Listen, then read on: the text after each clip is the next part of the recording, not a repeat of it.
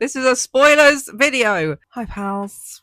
I literally had a spare. I had a spare day for once, so I was actually able to go see Spider-Man in cinema pretty quickly. I wanted to talk about it, even if it's just a little bit. So obviously, I did a reaction video a little while ago. I mostly just yapped on about fan fiction and headcanons for Spider-Man. But I did talk about the trailer. I did talk about some things I thought might be happening in this film. I was wrong every time. I was wrong every single time. Some of the reflections from that video, I don't remember everything I said, but like I said, I don't think I was super specific. The main one, it was not Bradley Cooper.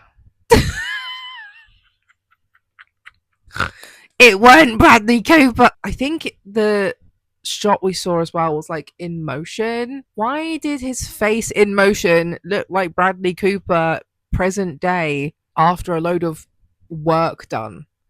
That was so funny. Oh my god, I was really looking around like, when's Bradley Cooper gonna be here? He's not here. He's not here. The actor was actually Michael Mando playing Mac, or also known as the Scorpion. He was not in the film that much, and I do recognize him from Orphan Black. Very good TV show, by the way. The other main thing I remembered slash noticed is that it wasn't actually during college at all. There's kind of like a time jump montage of like what, 4 years, which is a bit crazy. I'm not gonna lie. I think that impacted the film for me a bit. It also was not in Boston. It was still in New York City. I was kind of sad that it was like these things did not happen. So yeah, there's just this montage of Spider-Man being on his own, being lonely, working, watching Ned's Instagram reels, and then Ned and MJ just moved back to New York City the first year after university to live together. And I'm like, on what salary, please? Can someone explain to me how they can afford this? Because we know MJ doesn't have a fucking job because she keeps not accepting corporate jobs that want to hire her. I love it, slay girl. But how are you affording a 2-bedroom apartment in New York City as a fresh post grad? Also, how are you getting these jobs if you're just a bachelor's graduate?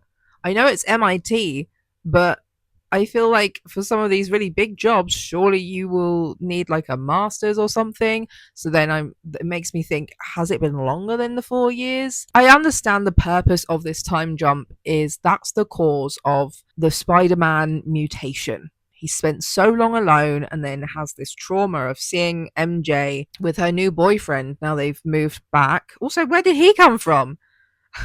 How long have they been dating? How long have they been back in New York City? Did he move to New York with her, or was he from New York? You know, I had so many questions. Nothing answered. Nothing answered, nothing gained. So yeah, I understand the purpose of this time jump, but I do just feel like it was a little bit it distorted it a little bit for me. Distorted the plot. I think partly, for one, it's at the start of the film. A lot of montages come in the middle or later towards the end because it's sort of skipping the boring part. I understand, sure, it's supposed to be skipping the boring part for him until this part of the story starts. But I feel like there is a lot not explained from that point. And a big part for me as a casual Marvel, DC, or whatever, casual superhero kind of fan, I have not watched everything and not read everything that exists. I think it's impossible to be that person. There might be one or two out there, but I don't know what's happening most of the time. I barely even know what things are part of the MCU. Okay? I forget what things are now classed as Marvel. One of the things that confused me is who the fuck is Frank and where did he come from and why are Peter and Frank friends? That did not translate to the rest of the film. Like, there's memes now about this because they keep referencing something that happened in Long Island. Was it Long Island or was it Staten Island? I think it was Long Island. There's now memes about that reference. being like, one day we'll find out what happened between them in Staten Island or Long Island. I was like, I thought that was just me. I thought it was just me because I don't fucking watch like everything Marvel. And I was just missing something that was mentioned somewhere else. My friend Ashling tells me this is just a thing with Marvel. So that was frustrating. Another thing that I was confused by was this relationship between Peter and Detective Jean DeWolf. Again, I wasn't sure if she'd been in another film and I just couldn't remember. One, I love their little relationship they have going on. I love that Tina, yes, Jeff, the bear queen, was in Spider-Man. I love her. I love her in The Bear. I thought she was really great in this. I don't know if it's Lisa or Liza, but I was like, yes, icon. It's my girl. I'm so proud of her being in, a big Spider-Man movie after her only other kind of big thing being the bear. Like, she's worked, I just don't recognize a lot of them, or they seem to be like one episode characters for things like NCIS. But like, this is her like moment, the bear, Spider-Man, slay bitch, surrogate mother slash aunt figure. Peter needs one. That boy really needs one. He got no one. He's got no one left. So yeah, like, whilst I loved it, loved her, it was just a little bit like, how did this develop? Where did this start? Was surprised to see Yelena in this, but also like, she was specifically in it as one of the new Avengers. I think her participation in it is amusing. I liked the idea of using the hot spa place as her office, so people have to declothe to have a meeting with her, and she knows that they don't have any weapons on them. And there was no other new Avenger scene in this film. I don't really know or understand how Peter or Spider-Man is supposed to know her or know of her. It seemed like this was the first time they were actually like meeting. Yeah, for me as well, part of the issue with these things is I don't really understand where the timeline of the films is supposed to be, because when was that this last Spider-Man film where all the memories of everyone were erased, versus this film and versus Thunderbolts, for example. We finally find out who Sadie Sink is. So yeah, this is a spoiler.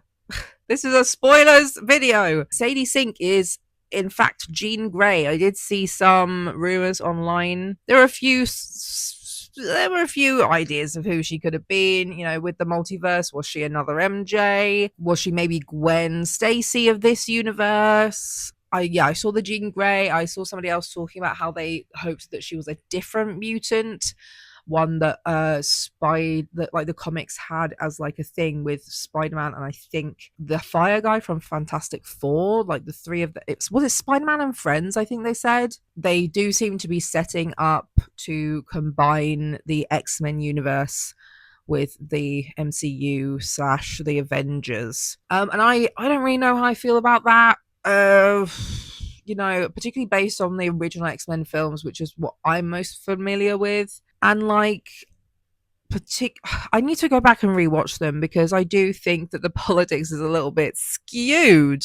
I think I would probably be on Magneto's side. I don't know. There's definitely some queer and trans metaphors in there. There's definitely like metaphors for marginalized communities. Just without actually using any of them, I also think as well, generally, this is a very different side to Jean Grey than we see in the original X-Men films. I don't know about anything else. I couldn't really comprehend how old Sadie Sink's character is supposed to be in the present day moment, because obviously we do get some flashbacks where she's supposed to be like a teenager when her sister was still around. But how old is she supposed to be now? Because I think Peter should be 22, maybe 23, depending on what universe birthday you go with. I think this universe, Spider-Man Peter Parker, his birthday's in August, so I'm guessing around his age, which also just feels weird to me because I've always known Jean Grey as like an adult. She was probably around my age in those films. So yeah, again, how is that timeline gonna work when introducing the other X-Men characters. I don't think the ages add up with who's being rumored to be cast as Magneto and Charles Xavier. How are they doing this? Is there still going to be a mutant school? Or is this the beginning of the mutant school before it really existed? Does that mean Marvel enemies can go to the mutant school to be educated and deprogrammed from evil to some degree? I don't know. I doubt it, but that would be much more fascinating to me than always locking them up, learning from them, and then weaponizing their and superheroes' powers for personal gain, which was basically the whole film's plot, really, was, oh, Spider-Man, you silly little gullible fuck. I did think that maybe Peter and MJ would get back together by the end of the film, because I thought it would be maybe like a longer, slower plot line. Was not. I think the actual plot line ended up being like a week. But alas, she did not remember him, even after reading his letter and talking to him, finding out who he was, all that sort of thing. I did love the ending where Peter does his handshake with Ned, who just like seems to automatically know the handshake. And he's like, what the fuck, bruh? And then he looks up at Peter and just says, Peter! I did love that moment because it was kind of like, oh, see, soulmates do exist, but sometimes they're your bestie. I thought that was cute. There were some really gorgeous parts of this as storytelling for me, including that, as well as MJ talking about the MJ before the memory erasure as a separate person was devastating. Especially after the curtain scene we'd like just had as well, when they have so much chemistry. I'm withholding apparently. Yeah, me too, bitch. You won't kiss about it? Yeah, go on then. And it's like, ooh, I know she has like a hottie for a boyfriend now. But I don't know. I'm a sucker for friends to lovers, bitch. I'm a sucker for second chances, bitch. You know? Yes, the point as well I mentioned about, have you had any recent trauma? But someone basically asked, like, have you experienced a recent trauma? It's like, yes, I saw the love of my life with her new boyfriend and she doesn't know me. She doesn't love me. You know, the whole moment of save it for when you see me again. You know, she wouldn't let him tell her he loved her until they meet again. Everything's safe. And then he does say, I love you. And she says, I don't love you. I feel like this film was one of the more romance heavy films. I know there's always kind of like a Peter Parker, Mary Jane, Peter Parker, Gwen Stacy kind of romance plot line in all of the films, right? But I just felt like this was really heavy on that, more so than I thought it would be. Maybe because it was a separated, pining, hoping for a second chance kind of thing. It felt like such a big part of this film versus, oh, there's also a love plot line. You know, it kind of was the devastating factor that fucked his whole life up. You know, of course, my spidey senses, called autism, sensed something was off with that department. What were they called?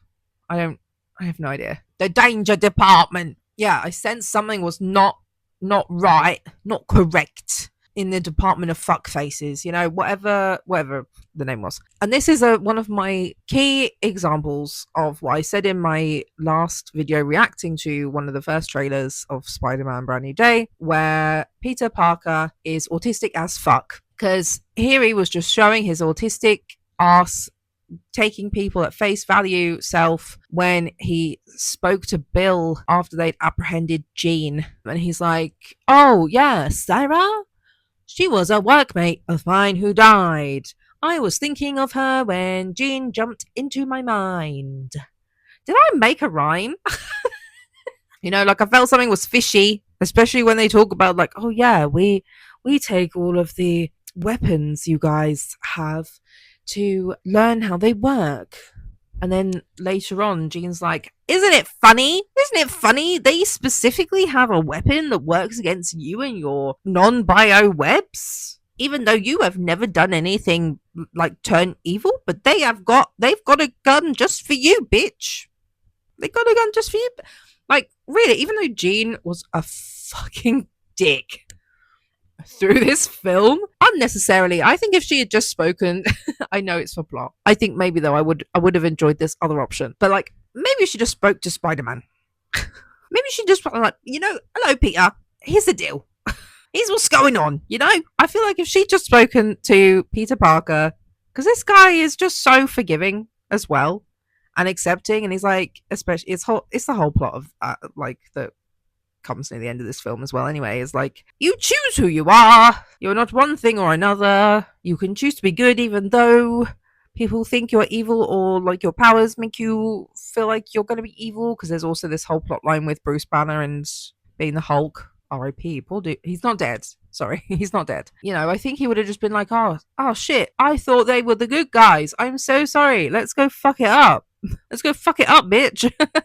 But instead, that doesn't happen, and she's a really annoying dickhead through most of the film until you're like, oh, okay, yeah, these are the bad guys. They have kidnapped and probably killed her sister, are basically probably doing the same thing to other people. Like, what have they done to the, I don't know what they're called. Wow. Do they just not have the Asian, like, superheroes on the IMDb list? What the fuck? I need to remember what their names are. They are not detailed on the IMDb. Unless I'm just really stupid. Anyway, oh my god. Hello, we're back again with Leviticus. So, yeah, what are they doing with those kids? Because they were specifically children, too. They were not adults. I thought we were going to get Venom. I mean, I guess maybe they got the vibes of Venom with this Spider-Man mutation, but I thought we were going to get, like, an actual Venom plotline, like Spider-Man 3 or the Venom films, which I did not watch. We see Peter's eyes going black and his personality changes. I really thought we were going to have like an actual plotline that was Venom and not just like your DNA's mutating. But, whatever, I guess. I did like the creative aspects of what Jean's powers did to the creation of film, because partly I'm always here for a way to give smaller roles and actors actual lines for them to be able to use and showcase as like, see, I can do acting, because it's very difficult as either an extra or like a background actor of some kind to move from background to foreground. You basically have to go and pay for reels if you can't get into those roles, do a lot of free work for smaller productions or film schools to use their footage for show reels showing you actually speaking lines and acting. Obviously there's still like self tapes and stuff and actual auditions, but they kind of would have to rely on or take a jump based off of your performance in audition rather than having any previous evidence of what your speaking acting skills are like. So I did really like the fact that this meant quite a few people had a bit more of like a moment in the film, even if it was just like a line or two. Because like I said, it's hard out there. It is not easy anymore to like, well, it was never really easy, but like it was easier. I think it's a lot harder now. So I did like that. I also liked the part where Jean jumps into Peter's mind eventually. She's like, well, I'm stronger than I was the last time I tried. And he's like, well, I probably wouldn't force you out anyway. I've got things to show you, bitch. But yeah, she then has that conversation with Aunt May. It's fine. I'm just fucking heartbroken, She's just a girl who needs someone, a mother, to love her. And yeah, it was just also a nice moment of like, see, Peter and Jean are more alike than either of them think or understand. They both lost people very close to them. They both don't have parents and are always like yearning for some kind of parental figure. It was a very heartbreaking moment, because even though obviously that conversation was for like, or between Peter and Aunt May, it is something that Jean was trying to say to Peter before anyway, is that you're like me, Peter. They're just going to treat you, like the government are just going to treat you the way that they treat people like me, which is a problem. Like they treat us as a problem, something to eradicate, something to learn from and steal from. They only like you because you're conveniently helpful right now. What happens when you stop being like that? So yeah, also having that other side, hearing that conversation is probably something that she needed to hear from like her sister or her mother that abandoned her and her sister. I think that's maybe as well a skill that Peter has as Spider-Man, is seeing people like him even in the bad guys, because I mean, wasn't that the last film as well? He didn't want to hurt any of the bad guys that turned up in their world. He is not somebody who kills the bad guys. They are always captured. Whereas, there's other superheroes where the bad guys are killed. But that is not his shtick. On to like Mark Ruffalo's part. I know he has basically not been given the opportunity to give any interviews on this film. But also, to be fair, he was barely fucking in it. I thought he would have had a bigger role. I was so excited to see Mark Ruffalo as Bruce Banner, because I don't like the original Avengers. I never have. They've not been my vibe.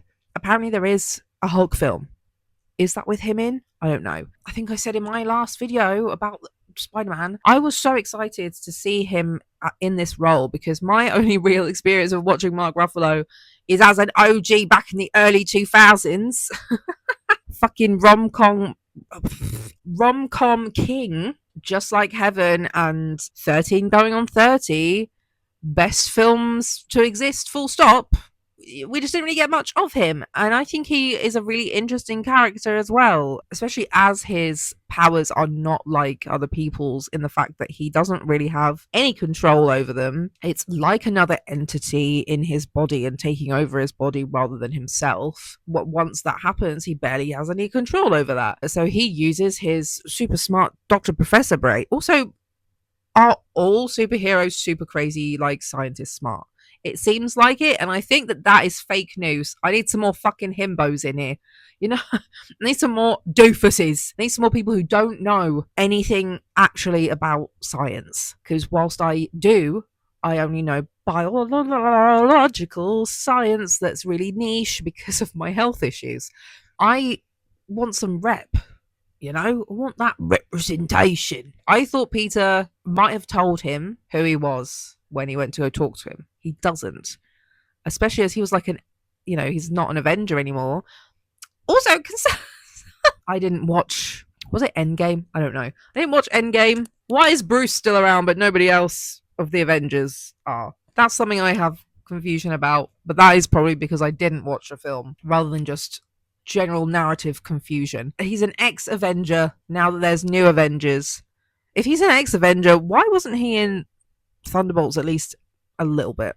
I feel like there probably was like a worthy moment in that, or maybe Falcon and the Winter Soldier or something. But no, don't worry about it. Free Palestine. We know the reasons. They don't talk about it, but he does obviously figure it out later because of the conversation they had and what Peter is trying to do when he's in uncontrollable Hulk mode, whilst also being controlled by Jean. Which, that's one of the parts where Jean was a dickhead. That was really rude. Because, yeah, his suppressor broke, which is why he couldn't control or like prevent himself from becoming the Hulk. Peter tries to put on his own suppressor that's universal. This is something else I did really enjoy about this film, is the numerous like moments where different characters were talking to Peter about Peter's ingenious invention being extremely fucking dangerous in the wrong hands. He doesn't pay attention, obviously. He doesn't pay attention to that. Don't worry, it's fine.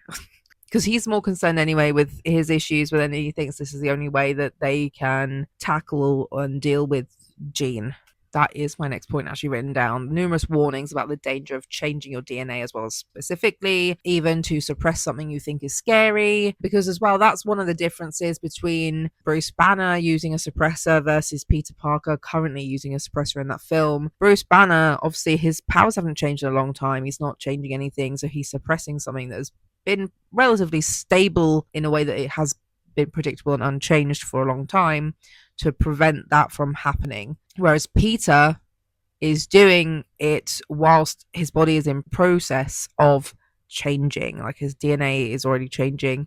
This machine would change his DNA, prevent his DNA from changing the way it's trying to. And I think Bruce Banner says, maybe you're suppressing something that needs to be expressed. And I was like, slay girlies. But both Bruce and MJ say this about the DNA specifically, but also, yeah, there's mentions of a universal suppressor being dangerous in the wrong hands, i.e., the government or whoever this fucking group of people are with guns. I don't know.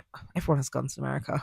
There's a lot of talking about, seeing like government entities slash workers abusing their position, abusing their power, abusing mutants, I guess. Is this then going to be the thing? Are all of them going to be considered mutants? Because they're not considered mutants at present. But if you're combining X-Men into the MCU, surely that means all of the people who are a little bit weird are mutants. I mean, that is what Jean was implying to Peter. Or is it kind of dependent? Because I know that technically Thor is a god. There's a few of them guys who are like technically gods. There's the other guy who's a sorcerer. Is that different? Or would that also be a fucking mutant? I don't know. And I mean, mutants, I was going to say mutants are like that from the start, but Wolverine wasn't. Was he? Yes, he was. I'm lying. He just wasn't made of metal from the start. Would Peter technically be classed as a mutant as he got his powers from a spider bite? Or, I don't know. You know what I mean? It was very sweet and warm when Peter takes MJ home after all this shit as Spider-Man. And she's like, do you want to stick around and hang out with Ned for a bit? He would be really happy because he's a Spider-Man nerd. Oh, real quick. Okay, one of the worst devastating things that Jean Grey did that was absolutely fucked was that was just torturous. That was so rude. But basically, she possesses MJ and pretends to remember Peter and kisses him and all this sort of shit. And then she basically threatens to kill MJ, and he has to save MJ from falling to her death. That was fucked. That was really evil, actually. That was unnecessary. That's the word I was looking for. Unnecessary. Gina. Unnecessary. Anyway, back to the nice, warm moment. MJ's like, Ned's a Spider-Man nerd and he would be really happy to meet you and hang out and maybe chat. Then they all are. And the guys are playing with Legos, I think, and MJ's drawing the two of them. I don't remember MJ being an artist, but slay. And she drew Peter without the mask on. And then she's like, yeah, you two really do look like best friends. It's because they are best friends and they are soulmates. They are the besties of besties. They have elite bestie-ship, you know what I mean? So yeah, that's the end of my notes. I feel like there's more that I would like to say. Yeah, I don't know. I think I really enjoyed the film, right? Okay. Number one, I enjoyed the film. I had a great time. I didn't watch the other trailers before going to see this, so I don't really know how much more they really shared in those trailers. I feel like the first trailer and generally the whole promotion team kept a lot under wraps. I really did not know what this film was going to be. My assumptions were completely incorrect, which, like I said, is a bit of a shame. It's also there was a moment that really hit me because I can't remember when it was. I think that it generally kind of comes up a few times. So there was really a moment where it seemed to really hit him, Peter, that, he is missing out on normal life experiences like going to college because he was spending all that time on his own and he wasn't even letting anybody else know who he was because obviously they'd just done that spell and all that shit. But there seemed to be a moment where it was really just like, shit, I should have been there. I should have been at college. I think he has this flashback to them on the roof talking about it, and it's like, I don't get to. I think it was when Jean said that we don't get to be normal people. We don't get to live a life. It's because we're special. That means we don't get to be like anybody else. We can't have relationships. We can't have people we love because they all get taken away, etc. Which, yeah, vibes. But I think it was really a hard moment there of I was supposed to go to university with my friends, my best friends, and I was supposed to go learn all these cool new things with them. Because that's also a moment when MJ says to him, like, look, that girl isn't me. And he kind of realizes that a lot because she might seem and acts the same as the person he knew, but she isn't that person. She, one, has grown up by 4 years, maybe a bit more, had a lot of other life experiences, probably had other boyfriends. She's also changed in her particular interests in this kind of like technology kind of field. Because even she said, like, oh, I currently do this smart people thing that I don't understand anything about. I used to do this other smart people thing I don't know anything about to do with biology and DNA sequencing or some shit. I don't fucking know. I was majoring in this one thing, but now I'm doing something else, you know? Also very funny when Peter's like, oh, I need these things to make this. You wouldn't have any of that stuff. And Frank's like, of course I have all that stuff. And he's like, why do you have that stuff? And MJ's like, bombs. It's like a lot of these moments are kind of going past him because he's only learning things he needs to learn for his being Spider-Man, whereas going to university would have helped open up his sphere of possibility of what he could have been learning. And now his friends are surpassing him. His friends' intelligence is surpassing his intelligence, or, you know, the specialisms, because they got to go and be the smart kids that went to smart tech college. He just ended up being the smart kid who got left behind. A lot of that is really sad, and I think that rings true for a lot of people who are obviously nothing like Spider-Man, but like it's a very real life experience. Like even if you did go to university, there are lots of times in life where people leave you behind, people that you thought you'd be spending really formative and important years with. Bruce Banner ends up being hospitalized in like a psych ward. I thought that was weird. I don't know why that was where he was sent. Is he insane? Is that what the Hulk is insanity? I don't understand. I thought he was basically a mutant too. I don't, what, why is a psych ward the place to put him? I don't know. You sort of see at the beginning Spider-Man, you know, keeping his distance from everybody. Like obviously technically he's keeping his distance physically. Nobody's seen his face. Nobody knows anything about him. He doesn't know anything about other people a lot of the time. But he does have these weird, close relationships with people that do feel much more like companionships than what he was intending, which is, you know, Frank and Detective Jean DeWolf. But like, even both of them are like, you don't know anything actually about me to judge me for that, you know? There's lots of things where he's like, oh shit, actually Frank is a much more normal and chill person than I expect him to be, and now the reason why he's unchill makes a lot more sense now I know things about his family and past, and the way Detective Jean talks about him, like, you know, we're not really friends, I don't know what your face looks like, you don't know my kids' names, and by the end of the film she's able to say to her kids, yeah, that was Spider-Man. He's like, oh, say hi to their names, I can't remember what they were, so she can, it's much more of an actual like friendship. Obviously as well, Frank has seen Peter's face when he needed to get out of the hospital. Also so fucking funny, the two icons from the bear, he was really funny, Frank. I thought he was going to be funny, but I didn't think he was going to be that funny when he had to get out of the hospital after nearly dying because of Frank. Unfortunately, that was his fault, sort of. He was trying to do the right thing, but it was an accident. It's all right. Spider-Man saved Jean from Frank's bullet, and that's why he got hit instead. His Spidey suit was all cut up because they had to like operate and whatever. So he was like, you know, you obviously can't wear that to leave, but I do have a plan. So Peter leaves as himself, and the crowd starts like screaming, and he turns around to the window and it's Frank wearing the Spider-Man fucking mask and like one glove, like a couple of gloves, so he can be like, and that was really funny.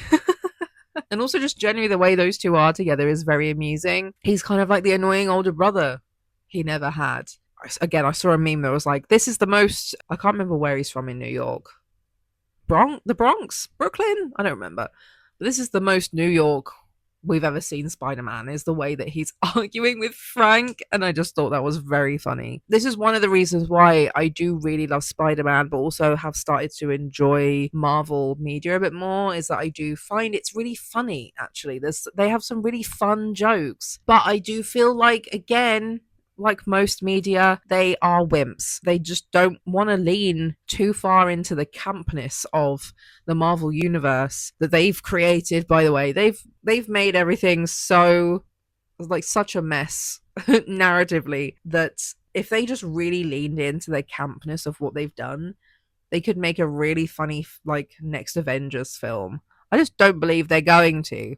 And I think I may discuss that in a separate video sometime. When is the next Avengers film coming out? Shall I go watch it, or shall I just die?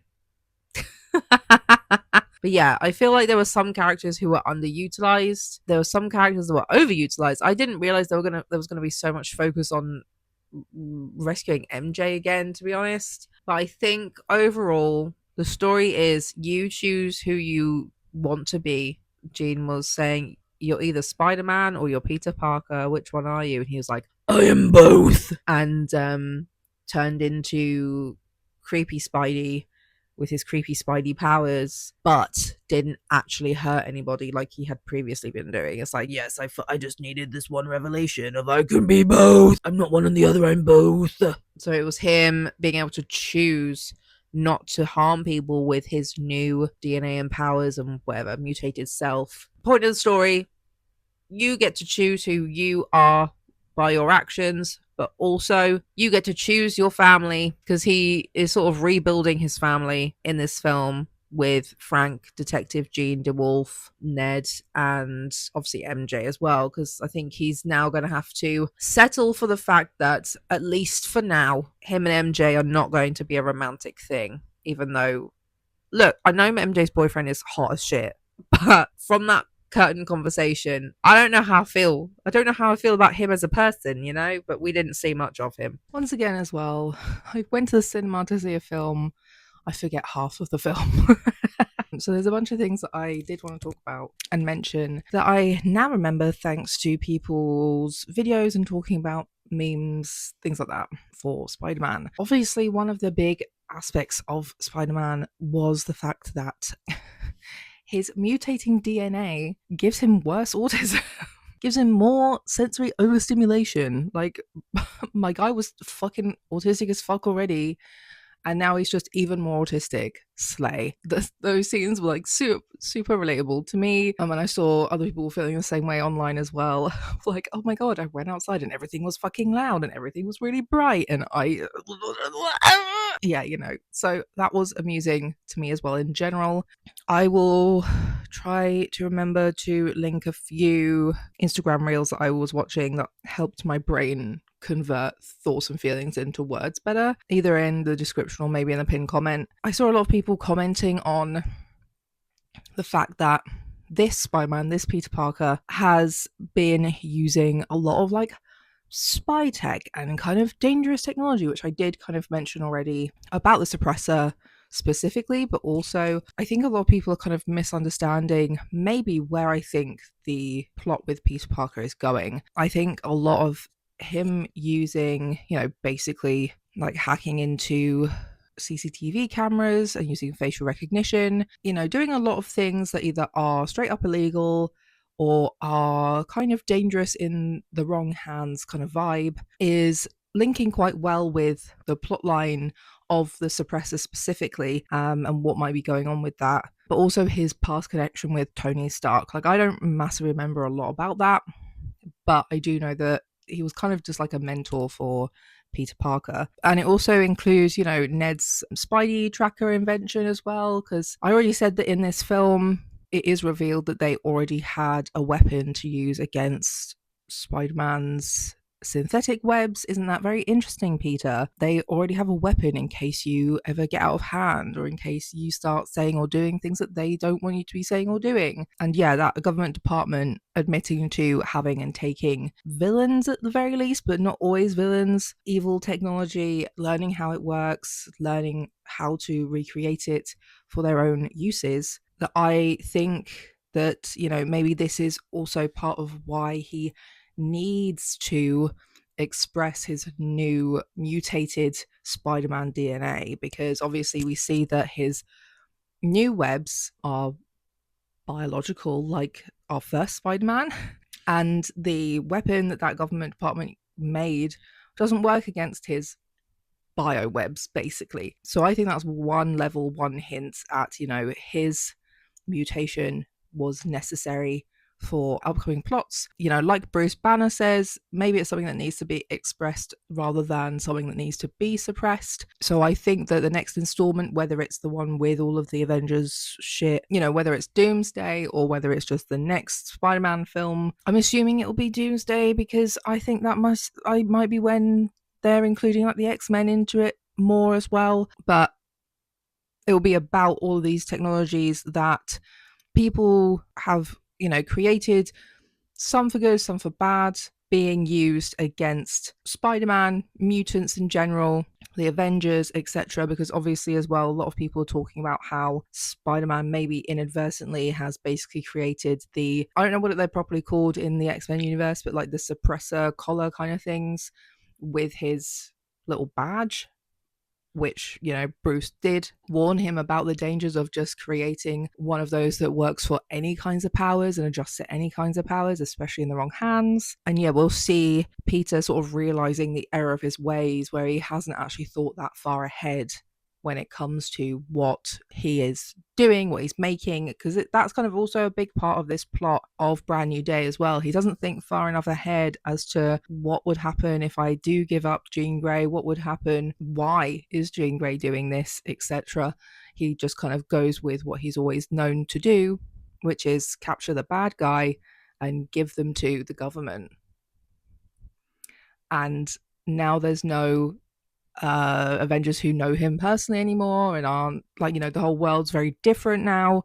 He is having to learn a lot of things on his own in a way that he probably wasn't expecting to be learning. He was warned by MJ and Bruce about the suppressor being dangerous, both due to what it could do to him by suppressing his DNA specifically, but also, like I said, in the wrong hands. And I think as well that is very similar to how the facial recognition software and the Spidey tracker can also be seen in the future. I sort of touched on it in the video, but I didn't really have the full scope of words that I wanted to really delve into it. But like I said, thanks to a lot of these other videos I've been seeing and people's comments, I also think that a big part of Brand New Day is showing how differently Ned, MJ, and Peter all have developed, both like as separate, as in, Ned and MJ went off to do college and stuff, and Peter not, but also in their all separate versions of themselves. MJ is showing political awareness with her warning to Peter, but also not wanting to work for corporate technology jobs. Ned seemingly, I'm assuming, must have a corporate tech job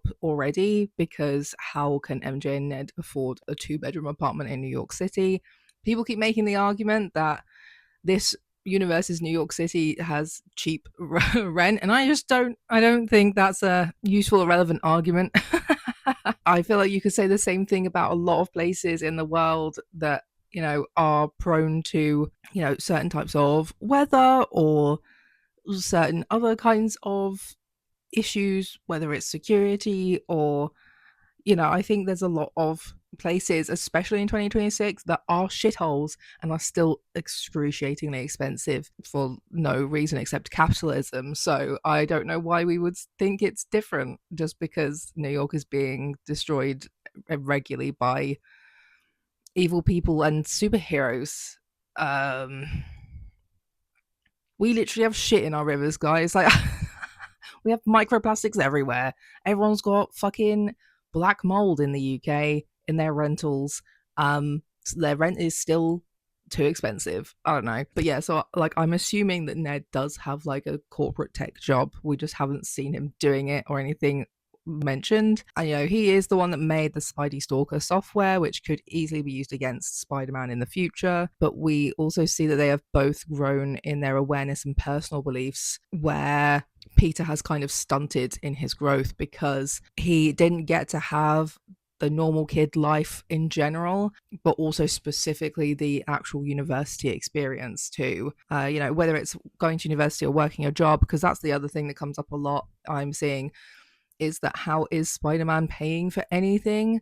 He seems to be living relatively comfortably. I know he's in like a shithole, like attic asbestos apartment storage room that he kind of did up as where he's living, but surely that's still relatively expensive to be paying the bills on that, like electricity, Wi-Fi, whatever, unless he's hacking those things, which hasn't really been necessarily hinted at, let alone explicitly stated. He's regularly buying flowers for his aunt's grave. Obviously, he still has to feed himself, things like that. Like, there's a lot of costs that aren't really being considered in how he has to maintain his lifestyle outside of when he's actually Spider-Man. And I think this Spider-Man in Brand New Day as well, and in this universe, doesn't seem to have like a job of any kind, whereas it was a lot more of a big focus in Tobey Maguire's Spider-Man. We see him having like really shithole apartments because he can't afford anything. He can't keep a regular job, which is partly why he does rely on photography and photographing Spider-Man, because that is literally the one thing he can do whenever he needs to, is take photos of himself and sell them to newspapers. We see it less in Andrew Garfield's Spider-Man, but I think he was still in high school. But we do see him kind of having that apprenticeship with I can't remember what technology was it, Oscorp, that building? I can't remember like who the tech people were at that, but he kind of seemed to possibly be starting to have some kind of work with them maybe in the future. He was a photographer as well. That's not really been anything to do with this Peter Parker. So this Peter Parker hasn't had any life experiences, hobbies that don't involve his two friends. There's nowhere where he's social. He's had no job, no other skills that are actually usable within the typical job market. And I also think it's a little bit of like a missed opportunity in a way, because especially today in 2026, the gig economy, where you just have to download an app and just go and do certain jobs, one-off jobs, that really could have been something they included in Brand New Day, especially in the montage at the beginning, at least, to kind of show what he's been doing over those like 4 years when everyone else went to university, to show he's getting money from somewhere.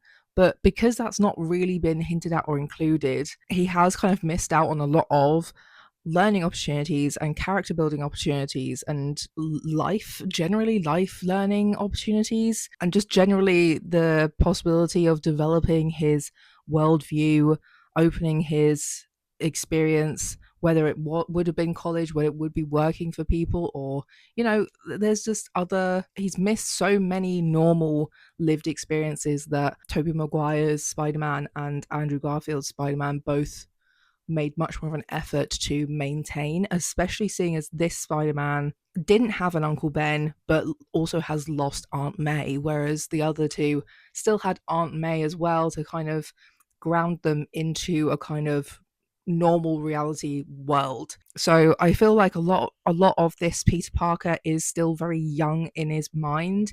He hasn't really grown up yet. He's still that high schooler at heart, even though he's estimatedly maybe 22, 23. Obviously that's still very young, but we've seen kind of Ned and MJ evolve a little bit in how they do things, talk about things, what they expect in their life, and some of their morals. And I think we might find some direct interpersonal conflict in the future between all of them as well because of this. I also have the question of, will Ned actually end up becoming the previous Spider-Man's Harry Osborn?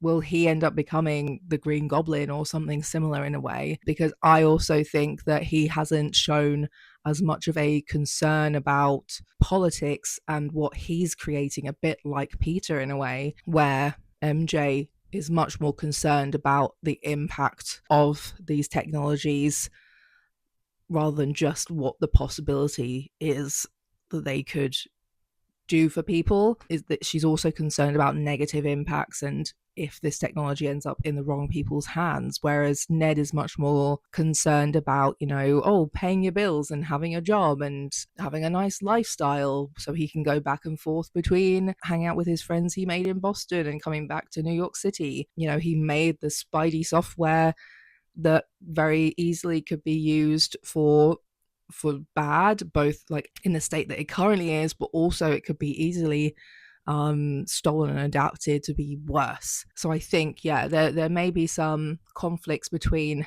Ned and MJ because of some of this mismatch of moralities and values in life, particularly when it comes to technology.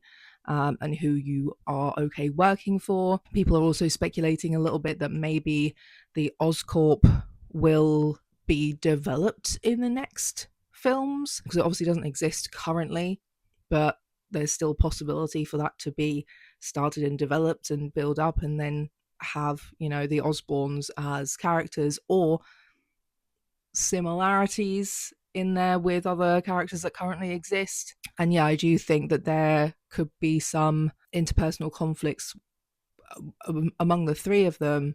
I think Peter is going to be the person who's like, oh, I don't know what, like, whose side to be on, between Ned thinking, maybe this is too much to worry about, it's going to be fine, I made this, nobody else, I'm not giving it to anybody else, but it could still end up in the wrong hands, especially if your priorities are money, we don't know, versus MJ being much more along the lines of what are your values, what is your morality saying, and what do you care about in the future, kind of like the devil and angel on Peter's shoulders maybe. And I think it will definitely be something that I think that obviously Spider-Man will eventually realize the errors of his ways, and has realized that he did not think far ahead when it came to developing a lot of these things, especially as he has a lot of the times just fucking handed stuff over to the government. I think he'll realize that the government is not always the good guys, not always on his side or anybody's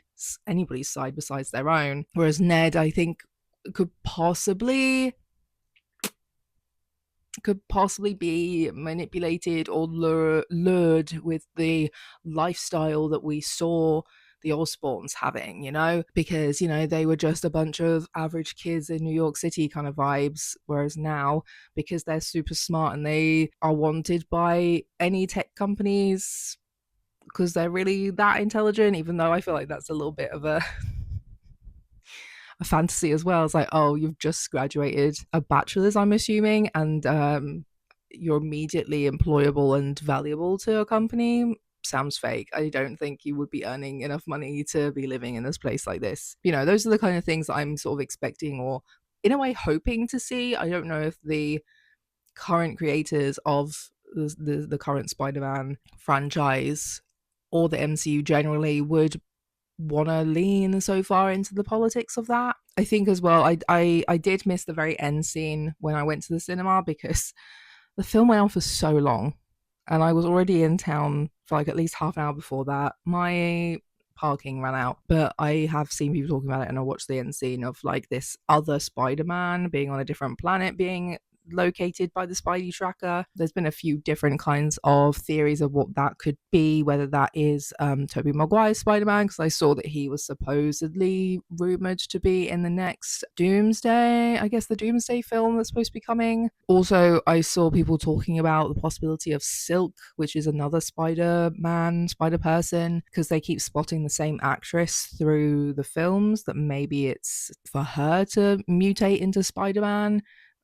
into a spider person. So as Silk, I think that would be really interesting if we finally get a bit more varied representation of the different spider people we do have in canon in the universe, and what that might mean for the current Peter Parker as well, especially as he's not presently with MJ. I heard about what them meeting was like. I heard about it. But then also we have kind of got some hints at both Ned and MJ starting to remember the Peter they knew before. It doesn't change the fact that they obviously have grown and changed, or supposedly should have done, and might not be the same kind of people as they were back then, or the same kind of people as they would have become if they had all remembered that friendship and gone off to university and whatever together. But yeah, there's a few theories on that I think are very interesting, whether it was Jean Grey specifically doing it on purpose. There was a speculation as well of like, oh, is Ned magical because he could use the sorcerer's ring in, what the fuck was the film called? They use very similar names, so I can never remember which Spider-Man film for this current series of Spider-Man films. But he brought back Tobey Maguire and Andrew Garfield Spider-Mans. I'm still just here hoping for like a return of Andrew Garfield Spider-Man so he could go and be gay like he wanted his Spider-Man to be. He was really rooting for a bisexual Spider-Man, and me too, girl. Bring it. People were making jokes about the actor for Venom in the Venom films, making comments about, of course, I've had gay sex, I'm an actor. They didn't want to put those two in one film because they wouldn't have any control over what was happening. I'm here. I'm ready for it. Anything gay, ready. There are a few little plot holes for me when it comes to like, how are they living in New York City like this when none of them seem to have fucking jobs and they definitely don't come from rich families. Sure, maybe Peter had a bit of money after Aunt May's death because she was the final family member he had. Did he have to sell the house that they were living in, or flat? I can't remember. That would have, given him some money because he doesn't seem to live anywhere else. Bit sad if he had to sell his childhood home for that though, and instead of just living there and using that place. But again, these are all things that aren't even really hinted at, that I think could have been included in that initial montage just so he had a bit more of a clear idea of what was going on. I think that's most of my additional thoughts on the film and what might be coming. I really hope they do lean into the politics of that because it's very relevant to today, obviously. People might have initially made some of these technologies for good purposes. You can track your friends on phones and phone apps if you consent to it, or you can attach tracking things, like air tags to people or items, and that can be useful, but it can also be used really negatively, along with obviously as well like basically CCTV software. There's a lot of reasons why people have invested in their own CCTV at home because of a lot of shitty, horrible things that do happen in present day, and a lot of the times you are required to have evidence if you want or need to prosecute or get restraining orders. Again, they are also often hacked into and used for police and government benefit, and same for sort of like video recording kind of glasses. They can be really helpful for certain disabilities like legally blind people, but obviously we have seen that they are used very negatively as well and are now being called pervert glasses. And I think the same for Peter's like AI Evie. We see generative AI just destroying everything. We see people going into psychosis because they are falling in love with chatbots, things like that. There are possible good benefits and purposes for a lot of these technologies, but they are often ending up in the wrong hands because the people who have money are the people who have terrible agendas. So, will the MCU lean into this as a plot point? I don't know, but I would definitely watch it if they did. And I would respect them a lot more. I will also quickly say too, a lot of people are really shitting on Jean Grey as a villain and not really giving her, the grey area of being a child who was traumatized, abandoned by her parent. Her sister was stolen from her, could have been trafficked. God knows what happened to her, finding out her sister was fucking dead. I did say in this video there were some things she did that were really fucked up, and I don't disagree with that, especially with the more direct personal things. But even watching Peter in this film fighting his spider DNA mutation and not being as nice of a person a lot of the time, and any of the other heroes that were men who have done a lot more damage than Jean Grey did. There were some good comparisons between Jean Grey and how Wanda is treated as well, and even Wanda, how she's been treated in universe when other people do the same things as her, when men do the same things as her. it's fine. When she does it, she's a bad person. But yeah, it's interesting seeing a lot of these plot lines coming up, particularly when they keep cancelling and not investing in diverse and marginalized series. They've cancelled or like delayed so many black led projects. I was really upset hearing that Agatha, after all, wouldn't be having another season, and that was very queer, that was very diverse. Obviously, as well with Wanda and WandaVision, things like that haven't been continued or expanded on. Hawkeye was a very diverse show, including multiply disabled, deaf, native. Is she technically a superhero or a supervillain? I don't remember. I watched the one season and it was a while ago. I mean, even when it comes to like, Thunderbolts versus the New Avengers kind of thing, a particularly woman led film that kind of doesn't seem to be going to be expanded upon? Question mark. Not really sure. So yeah, I think that's everything. I'm sure it's not, to be honest. I think there's a few things I've probably forgotten. Those are my additional thoughts. That's my rambling thoughts of Spider-Man Brand New Day. Let me know your thoughts, and maybe I'll be back in a few weeks with some kind of Marvel related just rambling about being confused about everything and what I hope I would like if I was in charge, what I would do with all of the money and all the like the alive actors to cast and do some crazy shit for some MCU multiverse shit. I would just really like them to go a bit ham on that. But anyway, I really was just like hanging out. I was just laying down having a little rest. That was my video for this week, and I will see you next week. Bye.